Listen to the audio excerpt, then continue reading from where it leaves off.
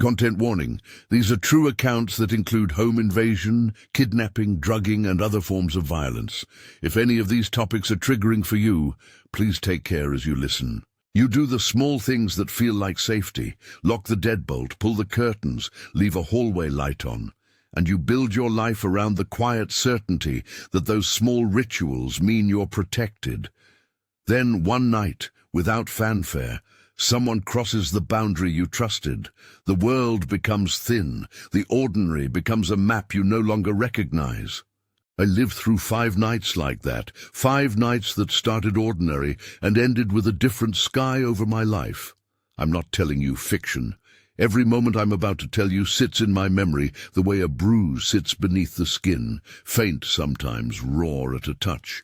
These are their stories as they were told to me, and as I remember them, the way your brain holds on to the sound of a twig breaking in the dark. You should know that before I begin. The first night I'll tell you happened when I was small enough to fall asleep on the couch while a storm did the talking outside. I was probably in 2nd grade, maybe 3rd. I still had the checklist taped to the back of the front door, big child-sized handwriting from my mother. Lock front door, lock back door, light by couch, don't open to strangers. The list felt like armor. It was raining like someone was trying to scrape the sky clean, the panes wrapped like tiny fists. My parents had gone out for the evening, one of those "we'll be back soon" runs, and left me with the list and a bowl of cereal. I dozed off with the television murmuring cartoons, the light in the hall left on, because that's what the list said. When I woke up, the house was colder than it had any reason to be. The TV was still on but muffled. The buttons on the remote had blue halos from the screen. At first I thought the cold was just the storm pressing against the rooms, but then I noticed the smell, not rain, but wet earth. The kind of smell you get when someone's been walking through mud, tracked it somewhere. I padded to the top of the stairs. The house was silent beyond the thunder. The hallway light glowed at the other end, and the stair carpet felt like a stranger under my feet. I checked doors. Each one felt solid under my hand. The deadbolts were home in their teeth. Everything was where we'd left it. I told myself the checklist had worked. I told myself the list was a promise. But when the lightning struck and the whole house flashed like a camera, something in the upstairs bedroom caught my eye. The closet door was not closed the way it should be. It was, just slightly, ajar. It was not open enough to step through. Just the barest seam, a shadow where there was usually the perfect straight line of painted wood. The light from the flash outlined that thin gap, and then the clouds swallowed the next sound. My chest went very tight. I could hear my own breathing in the storm space. I slid down the banister on my backside. Slow, because moving too fast felt like drawing attention. I remember telling myself 100 rational things. Maybe I left it like that. Maybe the wind in the storm had done it. My brain started listing reasons like a trembling friend trying to make sense of a scary room. None of the reasons fit. Something about the air around the closet felt wrong. It was colder there, as if someone had left a window open in a house that had no windows. I tiptoed toward the kitchen and crouched behind the dining table, putting the table leg between me and the far doorway, like a person hides behind a tree. For a moment, I tried to laugh at how ridiculous I must have looked, a kid using furniture as a shield. But then the quiet deepened, and under the rain I heard steps. Not the soft, careful steps of a cat. These were heavy, thudding, a slow animal rhythm coming down the hallway toward the stairs. They didn't match the sound of rain. They were closer than the sound outside could account for. Lightning split the sky again, and in that hard white, the hallway was a blade. The closet door moved an inch in the flash. The sound of movement, cloth rubbing against wood, came like a low animal purr through the house. I could feel the air change. The hair on my arms prickled. And then the thing that I will never forget, the bottom of muddy, yellow-tinted pants appearing in the doorway, 2 legs like pillars. They stopped on the top stair, and then one of them swung down. the motion slow and deliberate. When a wrench slipped out of a pocket or a hand and clanged on the floor below, the sound was a single high punctuation in the storm. It popped and reverberated, and for the first time, the house sounded like it belonged to someone else. I hid under the table, hands clamped over my mouth because making a noise felt like signing my location in loud ink. The keys on my tongue felt loud. The footsteps moved again. Rain-slick boots landed in the entry, drawn toward the kitchen, then the dining room. I don't know how long I was under that table. Time became an accordion, stretched to nothing, then compressed. At some point those heavy boots walked past the table, close enough that I could feel the draft of air off them. I remember the smell, wet dirt and something metallic, like the tang of tools. The world narrowed down to the odor and the sound and the vibration in the floorboards. There was a silence then, a different one, the kind that comes right before a heart belt loops and breaks. A hand touched the table leg where I was pressed against the wood. It was a rough hand, calloused and cold, and it knocked once, twice, an idle, testing tap. I didn't move, I couldn't. My body had turned traitor into rooted wood. The hand withdrew slowly. The person, intruder, thief, whatever they were, muttered. The voice was low and hummed with static from the storm. He moved to the closet, feet crunching slightly on whatever had been tracked in. And that's when the world became a series of images. A flash lit a silhouette bending. Another flash revealed two yellow-tinted legs by the closet threshold again. But now the person was standing with the wrench in hand. They made a sound then, like a breath that wanted to be a laugh. It was a human sound that was not human at all. The person moved toward the staircase, toward the front of the house. The wrench dropped. It made that same clatter. The front door opened and closed with the soft, terrible click of a body leaving a space. The door slammed. Not a gust from the storm, but a deliberate, final sound. I remember the silence after that slam. The room filled with it like a bowl. I stayed under the table until the rain stopped being loud enough to hide my thoughts.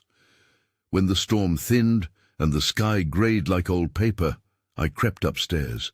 The closet door was closed. The carpet was dirt-smudged in a way it had not been before. Near the doorway, half buried in the fibers, a single muddy footprint looked out of place, like a thumbprint on glass. I don't know why I didn't scream. I don't know why I didn't run to the neighbors or call my parents. I saved a little child's logic for myself. If I told them, then I would have to admit that the list was not a shield. I would have to admit I had been wrong.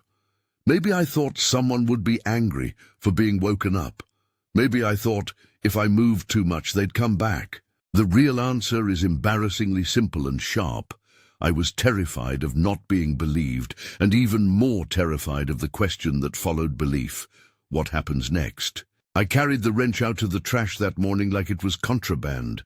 I remember the weight of it in my hand, the cold metal biting into my palm. I walked slow. The trash can was heavy and metallic and ordinary, and dropping the wrench into it felt to me like burying proof. After that, I put the hall light on every night until I was too old to need such routines, and then kept the habit anyhow. I slept with a nightlight long after I left that house. I learned to check closets, to count doors, to listen for steps that did not belong to the family that lived there. It was a small, constant wound that reshaped how I moved through rooms. The years that followed made me clever about the ways fear reshapes a person. I learned to laugh about superstitions in daylight. I learned to tell the story in a way that made listeners tremble, just enough for effect. No more. I thought the night belonged to that single childhood incident. I thought the world was a sequence of separate scares, each with its own margin. Then came a night much later, a leak in the roof of the safe world I had been stitching back together. I won't keep you. If these stories are the kind of thing you keep yourself awake for, if you want to hear the rest of them, consider subscribing. There's more where this came from. The storm that night taught me a simple lesson. Home can be a skin that tears, but there are other ways your feeling of safety is violated, subtler and slower. The second story is one about a presence that arrives without footsteps, that sits at your window in a dream, and then learns to cross the line into waking life. For as long as I can remember, I had odd dreams, those half-waking places where your body is in the bed and your mind is somewhere else. They were the kind of dreams that stick to the back of your throat in the morning and taste like metal. One of them came for years, a recurring loop that began when I was small and kept returning at odd intervals through adolescence and well into my 20s. At first I thought it was only a dream, the kind you have when you fall asleep too early in front of the television. But it evolved into something else, an echo that sometimes matched events in my life so eerily that I could not tell where dream ended and memory began. The dream always started the same way, a clock on the wall running backward. I could never say why that detail burned itself into the imagery. Maybe because a backwards clock says, "The world is being unmade." The face ticked in reverse, the second hand slinking away from midnight like a bird flying backward. The house in the dream had a blue roof. I would be inside, looking out through a window that I'd always half recognized from childhood drawings. Crayon lines, crooked sun in the corner, my small handwriting beneath the picture. There would be a man at the other side of the glass. He always had a scar on his temple and hair that was short and graying at the sides. His face would be inches from the pane. He wouldn't say anything. He would stare, fingers splayed, his breath fogging the glass when it was cold enough, and then he would scrape at it the way someone scratches a match. The first times, I woke with my heart in my palms. As I grew older, the dream changed textures. Sleep paralysis entered, those nights when your body refuses to follow the orders of your mind. In those episodes, I lay in bed, awake and unable to move, the dream world pressing on me like a hood. The man at the window stayed there, the clock kept running backward, and in the paralysis, I could feel the weight of his gaze like a hand on my chest. I would gnaw on the inside of my cheek and swallow the panic until morning. During daylight, I would joke about it or chalk it up to stress. At night, the joke wore thin. Years later, in a way that felt less like discovery and more like the lifting of a veil, my parents told me something I had not known. There had been someone my mother called Uncle Brian, who used to come around when I was a toddler. He had a scar at his temple. I was the kind of kid who retained the scent and shadow of small things, a toy left behind, a song. For a long time, learning the name attached to the scar felt like connecting dots. Danger had a face. And then the dreams stopped for months. I told myself it was coincidence, that memory and imagination had knotted themselves into an ugly braid and then come undone. But nightmares are stubborn animals. The pattern returned one autumn when I had moved apartments and started sleeping alone for the first time in years. I was 20, old enough to rent a place and pay bills, young enough to think I could handle anything. One night I woke into the dream, and for the first time, the window in the dream opened.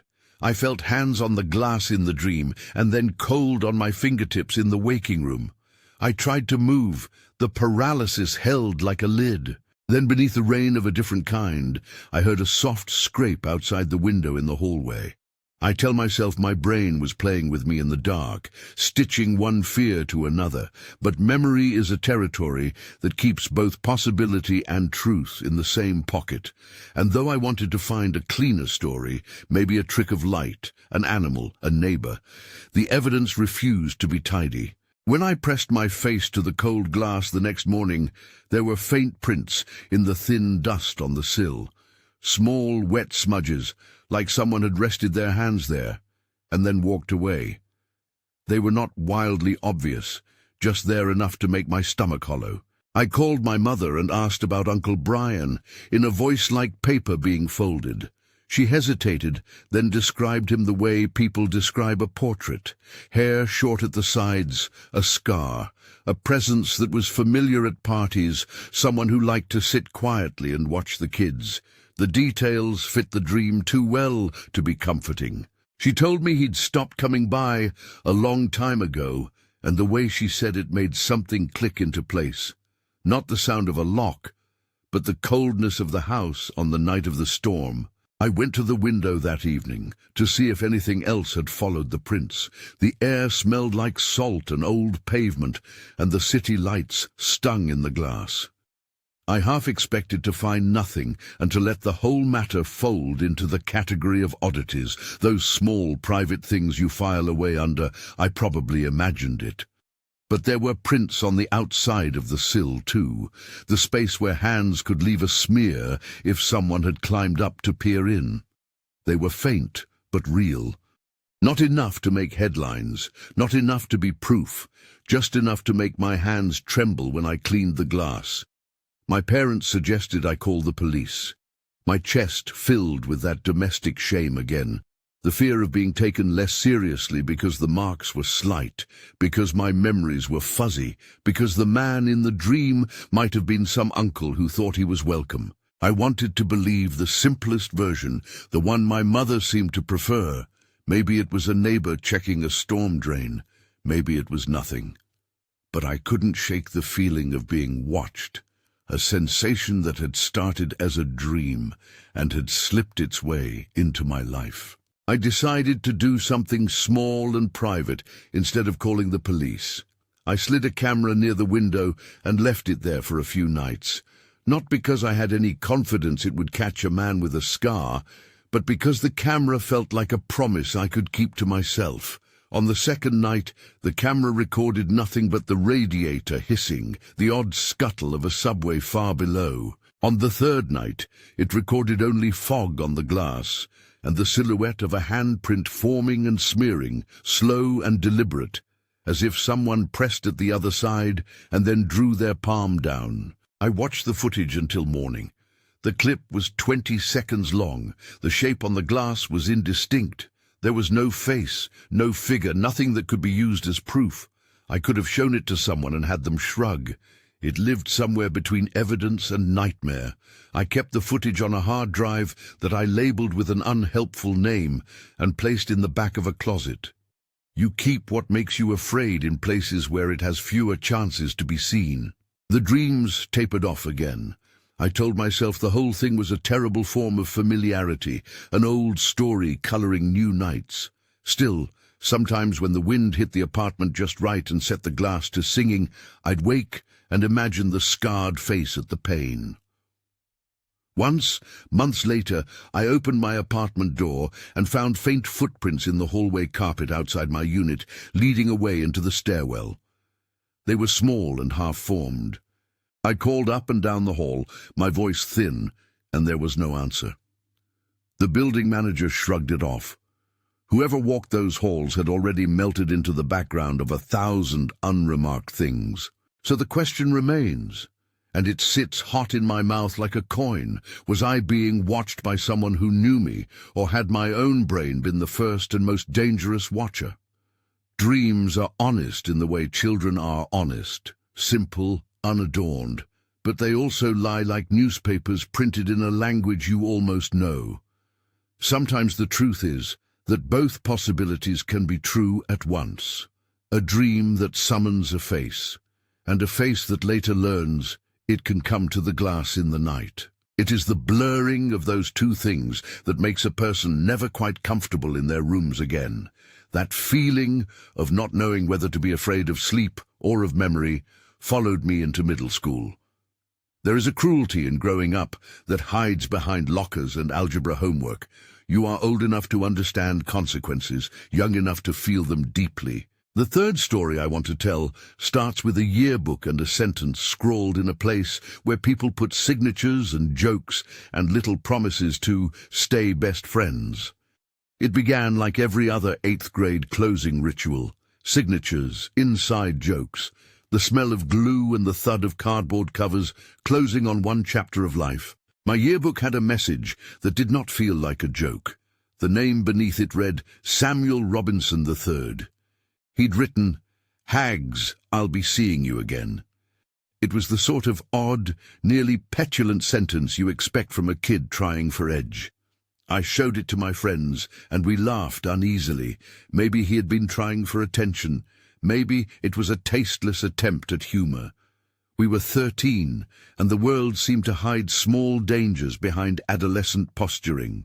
The day of the sleepover came, as it'll always come to 13-year-olds, fast and loud. We were in the basement, the kind of place that feels safe because it is dim and lined with couches. We had a bunch of junk food, late-night energy, and the kind of bravado that comes from a group thinking itself invulnerable. I remember the click of the old lamp and the way the basement felt like a pocket in the house, insulated. Sometime after midnight, there was a rhythmic knock at the storm door.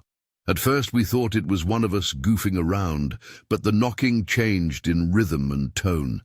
It paused, then came again, urgent, measured. Someone stood out in the dark, framed by the porch light. When my friend peered through the window, the shape outside looked like any other kid, hoodie up, hands in pockets. When the porch light swung on, the person looked up at us, and that's when those already simmering unease things pivoted into something else.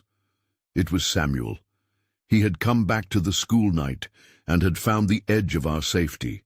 He knocked at the window with his knuckles and smiled like he was only playing a joke, but when he stepped closer, his face changed in a way that made the air feel sharp and cold. The smile pulled taut, and his voice, when it came through the glass, had a want in it that felt like hunger. He banged on the window and on the side door. He said things at first that were almost reasonable. He wanted to talk.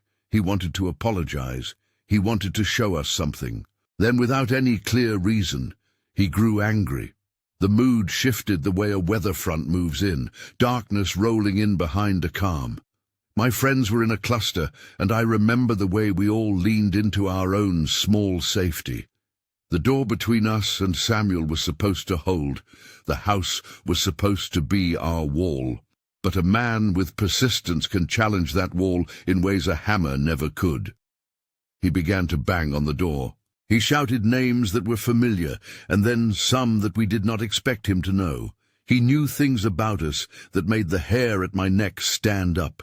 The message in the yearbook didn't read like a joke anymore. Somewhere in the yelling, the adults woke up. My mum and dad came to the window. Samuel saw them, and for a moment the face he turned toward them was deferential, craftily contrite. Then the anger snapped back, and he ran toward the back of the house and banged at a window like a wild bird, desperate for light. My dad opened the door, furious and alarmed. Samuel darted away into the night like a shadow relieved to be free. The school later told us Samuel had been expelled, that there were disciplinary records and warnings that should have kept him away. He had no business being on the grounds, they said, and yet there he was, as if the rules were written on paper that would not stop him. We were kids who had been brushed by something adult and ugly. The administration said they would look into how he had signed yearbooks still present, into how the system had failed. For us, the system's apologies arrived too late. The point wasn't whether he could be punished. The point was that he had moved from signature to sidewalk without anyone intercepting him. People carry this kind of fear differently. Some people learn to lock their doors earlier. Some people never again leave their bedroom windows unlocked. We walked through halls with a different kind of weight, aware that a boy who had once been a signature could become the person at your window at midnight. The way he had known us, small details, the kind of information a watchful person collects, kept playing through my head. How did he know where we lived? How did he know which family would be asleep and which would be awake? Why did it feel like he had spent time learning the contours of our days? The years stretch and show you patterns, and you begin to see how proximity and familiarity can be used like tools. The violence of the day was not a smash. It was an erosion. Signatures, glances, knocks. It was the accumulation of small things that turned into terror. We never caught him that night. He left us a message and a taste of being hunted. And that is where I will leave this part of the story for now. The phone calls and the investigations that followed pulled at threads in our lives. Teachers talking, counselors nodding in ways that meant more paperwork than comfort. For a while after that sleepover, the basement felt like a fragile hull. I remember looking at my yearbook and tapping the sentence Samuel had left like it was a wound. I would rub my finger across the ink and feel the impression of letters that were more dangerous than anyone had intended. If you think this stops here, it does not. It never stops with just one imprint. The next stories escalate. People are taken from places they trusted. Drinks become traps. Friends fall into missing time that claws at the edges of their lives. The randomness of it, the way chance separates the saved from the taken, makes every ordinary night a potential headline in the making. At night, when the city finally goes quiet, these small things begin to knit together a larger picture for me. The closet, the prints on the sill, the yearbook message, and the way a storm can be both a cover and a reveal. There is a particular cruelty to danger that knows how to hide in plain sight. You go to bed and you believe in your locks, in your family, in the good faith of people who will come home. And then a person with mud on their boots leaves a mark that makes you question the whole architecture of safety. When I get to the next pieces of the story, the one about the beach house where friends disappeared and were brought back under terrible conditions, and the one about waking in someone else's clothes with the taste of denial ringing in your mouth, you'll see how the pattern repeats but grows darker. There's a logic to it, and in a way that logic is the most horrifying part. Perpetrators learn and adapt. They watch and they know where the weak seams are. The cracks under doormats, the night when someone is babysitting the house alone. For now, there's another small detail I need to end on, because it shows the way I learned to live with an uncanny attentiveness. The morning after Samuel's knock, the classmates who had laughed with me in the basement looked at each other with new caution. We started to notice people in the hallways differently. The same eyes that had once felt like compliments now felt like measurements. A signature on a page was no longer just ink. It could be the start of a map. So I close this portion here on a detail that hints at what comes next. In the days after the sleepover, someone left a folded note inside my locker. It was small and plain. It read nothing more than, "See you again." At first I thought it was a prank. Then I realized no one had the handwriting of a casual prankster. The handwriting was deliberate, careful, the way a person writes when they mean something to find its way through paper and skin. I didn't show my parents. I put the note back in the locker and left it there. You learn early that some truths are heavy enough to break the people around you. You hold them like stones and see how long you can carry them alone. Outside, the afternoons were warm, and the sounds of kids on bikes and ice cream trucks returned like a bandage. Inside, the small daily acts of checking doors and not opening to strangers became rituals of a faith you did not ask for. It's strange what small things can do to a person. When you have been watched that close, you find yourself monitoring the margins. You begin to sleep with one eye half open. Later, after I stopped sleeping with one foot in the hallway, I learned that the pattern widens. The people who should have been able to protect us, the systems, the adults, were often as limited as we were in our imagination. They had rules and checkboxes, and sometimes rules are too coarse to stop something deliberate. It is in that gap that predators move. When you hear the next night's story, about the way the sea and the sand turned into a scene of abduction, and how the police response was both present and painfully insufficient, you will feel how this map expands. You will feel how randomness chooses who is spared and who is not. For now, hold the image of the signature in the yearbook and the hand at the glass. Remember the sound of a wrench clattering in the storm. Keep the sensation with you like a stone in your shoe. It changes the way you walk, The night the ocean turned from a place of laughter to the place I learned how quickly ordinary life can be ripped open began like a bad postcard. Too bright lights, too smooth drinks, that careless confidence of being in a place you assume belongs to people like you. We were at a private beach house, a friend's family place where the boards smelled of sun-warmed salt, and the porch had a view that made you forget the rest of the world. There were 4 of us that weekend. Thea, Sabrina, Lindsay and me, 3 girls and me, the one who decided at the last minute to take the back bedroom and read instead of staying by the littler cluster near the fire pit. We were young enough to think the night felt inevitable and safe, old enough to know how to unlock a car, to laugh and drink and call it a memory in the making. 3 older guys showed up that night. They were smooth, the kind of people who move into a crowd like they own a space they just arrived at. One of them told a joke I couldn't place a punchline to, and it unfolded with the practiced ease of someone who has learned how to disarm a room with a smile. They were insistent, but easygoing. They had stories about farther-away places and an air of casual wealth, the way they spoke about names like they were props. I told myself, naive and exhausted, that it was normal for people to drift in and out of parties. Thea and Sabrina went to mingle. Lindsay fell asleep on the living room couch with a blanket over her knees. I told them I'd stay up a little longer and then went upstairs, pulled the covers close, and thumbed through a book until the words blurred. Sometime after midnight the phone buzzed, one of those abrupt, frantic calls that climb your spine. It was a FaceTime from Sabrina.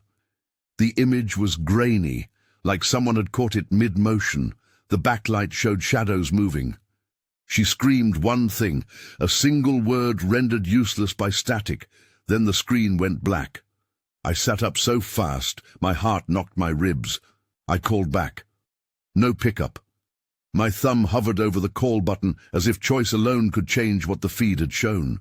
A minute later Thea called, her voice shredded and quiet and fast. They took us. That phrasing, "they took us," was a kind of punctuation that no one prepared you for. The world split. I ran down the stairs, the floorboards a familiar path I had walked 100 times.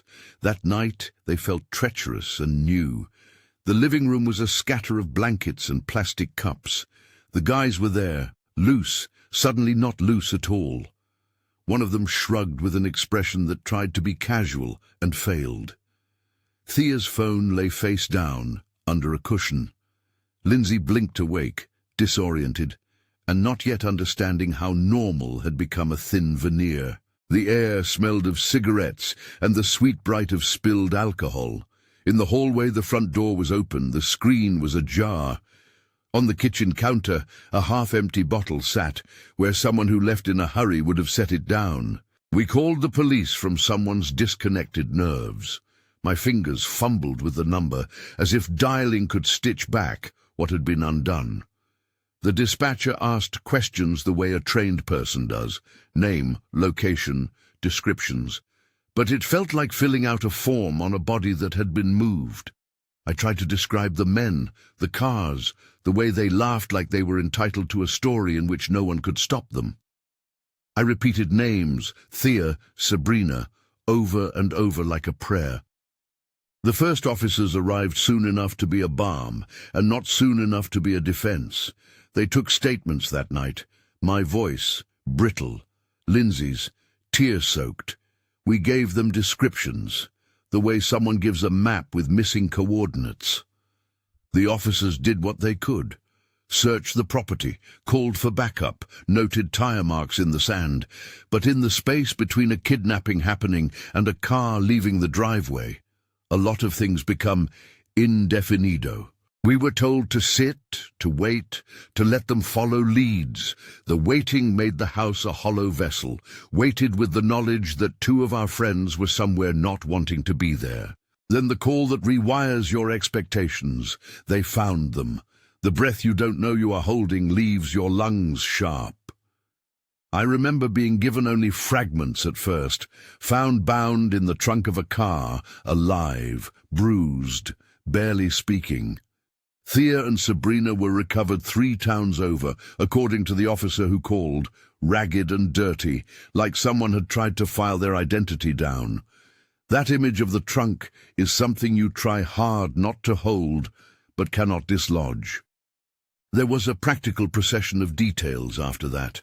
Ambulances, blankets, people who looked as if they had been punched by the sight of what had happened. The police said they had arrested suspects. There were pictures, a lineup, a blurred statement in a local paper the next day.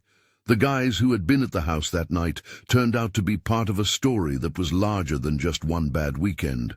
Patterns the police had seen. A car, a night, a route repeated. I learned later, from the way people talked in clipped sentences, that these men had been involved in other acts, and that the arrests had been the end of the particular threat that hung over our group. But arrests are not an eraser. They do not take away the sound of a door swinging, the metallic memory of boot heels in sand, or the tiny animal fear that attaches to every vent and every porch light afterwards. Thea and Sabrina were saved, yes. Saved in the way someone is plucked from a river and then learns how cold the current had been. They were patchable, not whole. They carried the marks of the night, tightness in their arms where ropes had bitten, mute flashes in their eyes when a car passed on the road late at night. The post-recovery scene involved interviews, hospital checks, friends who sat vigil like furniture, and the kind of silence that happens when people do not know what words might help. The aftermath bent us in ways that didn't look like drama in the beginning. We stopped going to that beach house. We stopped leaving a door unlocked on purpose. The police presence faded, as it does when things are recorded and closed on paper. There were internal investigations. There were charges filed, plea deals discussed in legalese I could barely pass. The men were prosecuted to degrees the system allowed. They were punished, in whatever language the court used that season, and people said justice with the softness of a word that has been used to comfort. But the real harm lived in small, stubborn ways. Thea slept with the porch light on for 2 years, refusing the dark in a way that made sleep an achievement. Sabrina had panic flares when someone bumped her shoulder in a crowd. She would flinch, as if braced for a weight she knew all too well.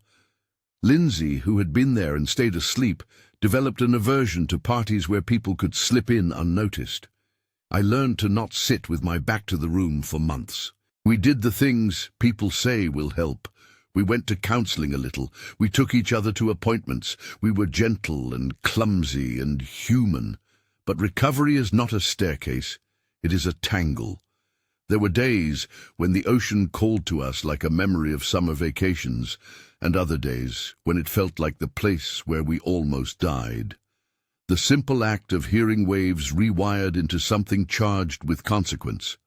Sometimes at night, I replay the footage I never shot, the way their faces looked as the trunk closed, the light on the license plate, the sound of a radio playing too loud to be sane. It takes practice to look at what happened and not let it become the only thing you remember about a person, their weakness or their fear or their surviving. Thea is still Thea. She laughs the same crooked laugh when she wants to. Sabrina is still the one who hates the cold, but will put up with it to watch a sunrise. The 4 of us tried to file this under something that happened, but trauma doesn't file neatly. It becomes part of the furniture. I want to be careful here. The point of telling this is not to inflate blame or to claim heroes where there were only humans doing what they could. The officers who found them did exactly what the job asks. They followed evidence and arrested people. But there was a gap between being rescued and being safe again, a crevice that never quite closed. The men who were arrested had shown us a capacity for planning and cruelty, and that knowledge changes how you move. That is the most injurious thing about the event. You realize your routines were map-making tools for someone else's project, and the realization sits like a stone in your shoe. I remember driving to the station the morning after the arrests. The station smelled like coffee and vinyl and duty. I handed over another statement because memory rearranges itself, and there are details you only remember when you say them aloud.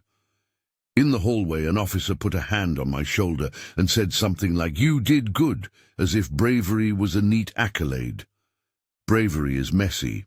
Most of the time, survival is luck, timing, and the uneasy kindness of people who watch the right corner at the right time. The lessons from that night live in the way we now mark the horizon. We left the beach house in the past, but took the knowledge of how easily proximity can be abused. The thing that lingers is the randomness of rescue, how sometimes the people who disappear are pulled into corners, and sometimes they are pulled back. Why did Thea and Sabrina get found, and others, in other stories, vanish for longer? There are answers, and there are gaps. That uncertainty is its own kind of terror. When I recount that night now, I find myself focusing as much on what we did after as on the act itself. We became different caretakers of one another. We set up check-in texts. We learned to name times when someone would call if a friend had not replied in an hour. We learned that being safe is sometimes a group project. Being watchful doesn't mean living in fear. It means acknowledging how fragile many of our assumptions about kindness and boundaries are.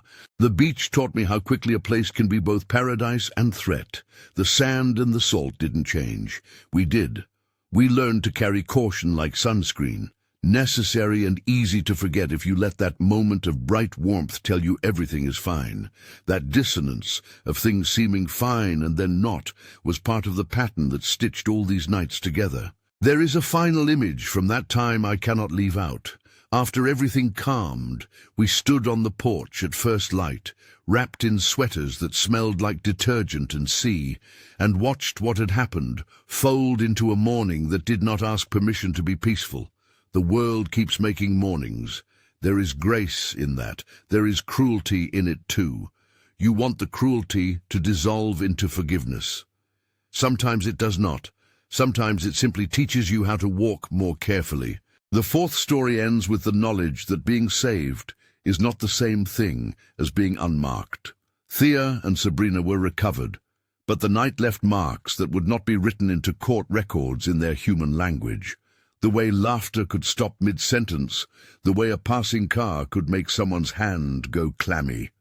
For all the practical triumphs, the arrests, the checks, the condolence cards, what remained was the private work of reassembling a sense of trust in the world. There is one more story. It is different from the rest, but linked by the same thread, the dissolution of control, the sensation of waking to find your skin has been trespassed. In this last account, the wound is more diffuse, more like waking up in a room where your clothes do not fit your life, and pieces of your memory are missing like teeth pulled from a jaw. It's the story of a night out where a single drink turns the rest of your life into a blank. I was in my 20s. Life felt like a series of permissions, a DJ set that made the boardwalk glow like a neon ribbon, friends who you could call and be assured they'd pick up with the weary kindness of people who share a history. Jimmy had gotten us into VIP, some of those nights that sound glamorous on social media but smell of sweat and the kind of exhaustion you only get when you haven't slept in a week. Ryan was there too. He'd been my friend since high school, a person whose presence ground me. Gianna and Marcella were two women we met that night. They laughed the fit of people who had been on a better tour than we had. Drinks were passed around in a world that moves fast enough to make decisions before your head catches up. I remember the first sip like I remember every other sip that changed me. Fizzy, cold, the kind of drink that seeks to dissolve the boundary between you and a stranger. There is a numbness that starts at the edges when you have been given something designed to erase your edges. Your mouth goes cottony. Your limbs lose their weather. The dance floor became a red light and then a smear of warmth. The next memory is a series of instants smashed together. Laughing at something that someone said, a hand near my shoulder, Ryan's face an island I tried to anchor to. Then nothing, then a jar of dislocation. I woke up on a stranger's couch with my phone in a different pocket, my shoes in a different place, the smell of salt and detergent on someone else's sweater. The world had been rearranged overnight, and I had lost the map. Ryan and I were not alone in the fog. He found me, and then himself. He had his own pockets emptied of time. We compared notes like two people trying to reassemble a puzzle, missing the middle pieces. Our clothes were not ours. An extra jacket, a sweatshirt tied around my waist, hair braided in a way I do not braid. Our phones had gaps in their logs. We walked, slow and ridiculous, to the parking areas where the night's cars lived, and there, tucked between rows, were our phones, abandoned in a parking lot, screens cracked and wet. The clothes we wore were damp at the hems, like someone had dunked them in cold water and left them to drip. My wallet was missing, my cards were gone. We went to the police with hands still trembling. The officers listened with a kind of fatigue I've learned countless officers carry, the fatigue of hearing similar stories at similar hours. They took our statements and asked if we'd been drinking, if we'd mixed substances ourselves. There is a police script for incidents that smell like intoxication. We said what we could, the numbness, the blankness, the lifted hours. They wrote it down and then asked us what we had been doing before. We told them the names of the women, Gianna and Marcella. They recorded the names and then told us they'd check surveillance. They asked whether we wanted to file a report. We did. But the report became a paper in a bureaucracy that often understands missing time as drunkenness first. Days later, we tried to retrace steps. Sometimes there are clues, sometimes there are only the echoing questions of what might have happened. We found a number of small, telling things. Our shoes tangled near a ferry lot, a taxi receipt with an address that wasn't ours, a photo on Ryan's phone of us sitting on the back steps of a house that neither of us recognized. Those snippets are like salvage from a wreck. They tell you something happened, but not how you were moved through it. In the police interview, we mentioned the beach house the women claimed to own. They said the house did not belong to them. I remember the absurdity of that detail, the idea that someone could use an invented home as stagecraft. You want coherence, the world gives you fragments instead. The officers tried to be sympathetic, but also practical. And the line between sympathy and skepticism is often as thin as a phone screen. It is a strange grief to feel known and unknown in equal measures. Some months later, in cases like this, other investigators arrested people for other crimes, and sometimes the threads connect. Sometimes they do not. We heard rumors of a vehicle stopped with people who matched descriptions of other victims' stories. We heard more fragments than facts. The women we had met were real, in the sense they had names and faces, but whether they had acted willingly or been part of something constructed around us remained one of those uncomfortable questions. We never received the kind of closure that makes one feel restored. We received something else, an awareness that even in bright rooms you can be made small by someone else's plan. The particular horror of missing time is its erasure of agency. You wake up and find evidence that you are not in charge of your own body for hours.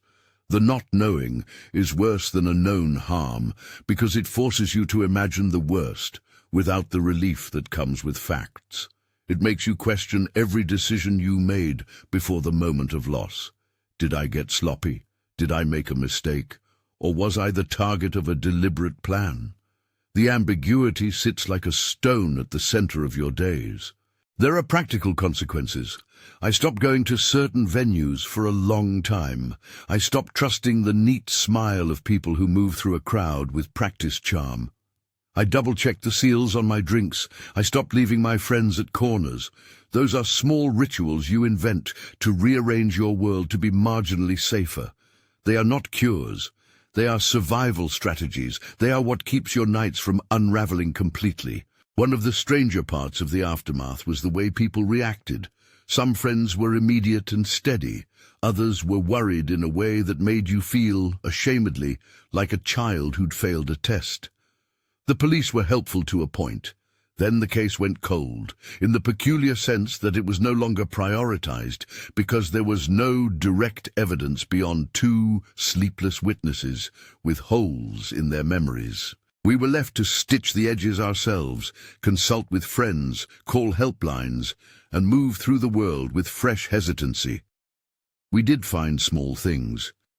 A camera in a friend's directory captured a car idling near the boardwalk behind the venue that night. A clerk remembered seeing a man leave with two women. A security camera at a gas station had a brief, blurred image of two figures stumbling toward a car. Those things mattered. They were not full stories, but neither were they nothing. They were the kind of scraps that make a life less lonely when you piece them together with other people who know how to collect fragments. Months later, when I would find myself alone in a hotel room with the television off, I would sometimes feel the sensation return, the swallowing drift between consciousness and absence. It is as if the night kept a tally of the things it had taken, and sometimes it counted you in its ledger. You adapt or you collapse. I adapted by learning to move with a different kind of caution, by letting friends know where I was, by never assuming the music or the crowd meant safety. There are people who say the most dangerous thing is fear itself.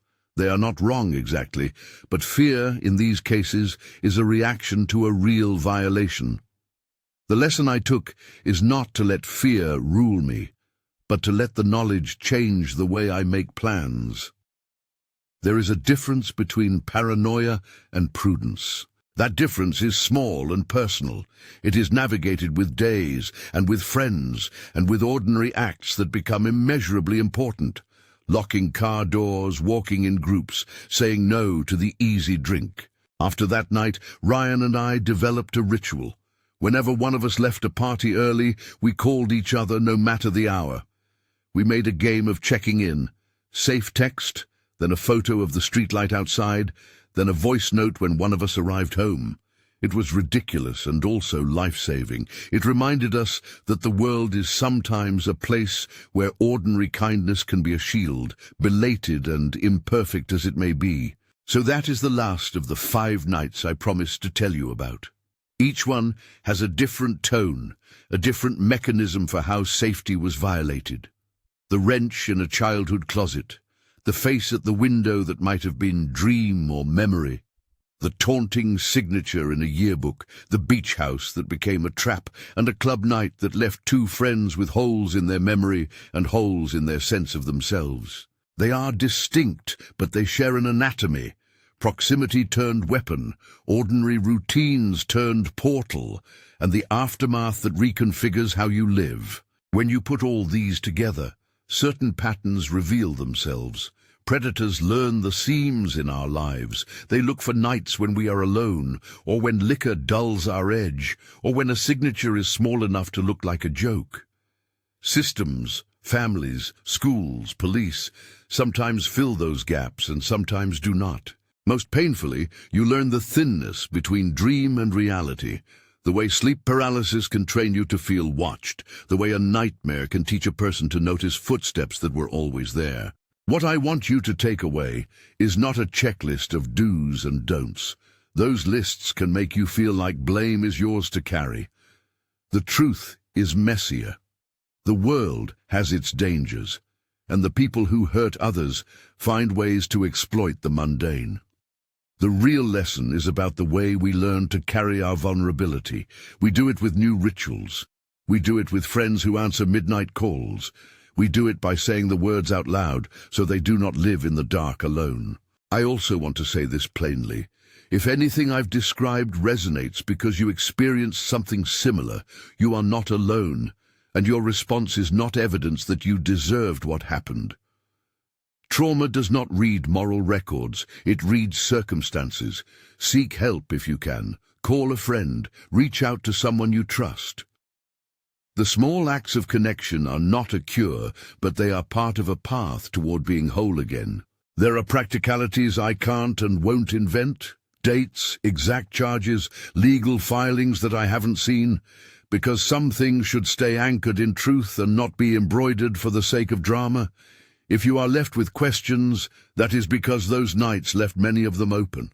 That is part of their legacy. If one of these stories stayed with you, if it made you check the locks twice, or look up at your window and feel a prickle, let me know. Share which one you couldn't sleep on in the comments. If this kind of true storytelling is something you want more of, like the video or subscribe. There will be other nights, other testimonies, always handled with care. I close with this. The night is not a monster that roams free for everyone. Often it's people, neighbors, acquaintances, strangers who cross lines. The most chilling part is not the act itself, but its ordinariness. The people who hurt us are not always the shadows we imagine. Sometimes they're the ones who moved through our lives unnoticed until, one night, they did something that rewired everything. So when you tuck yourself in tonight, check the locks. And when you turn the light on, know that light is not shameful. It is simply a small, sensible guard. Sleep with the lights on if that helps. Keep your phone at the reach of your hand. Call someone if you need to. And if you can, be that person for someone else. Which of these 5 nights left you thinking, I won't let this happen to me? Which one made you feel small and large at the same time? Leave a comment and tell me which story you couldn't shake. If this mattered to you, share it with someone who might need to hear that they're not the only person who has walked home a little warier.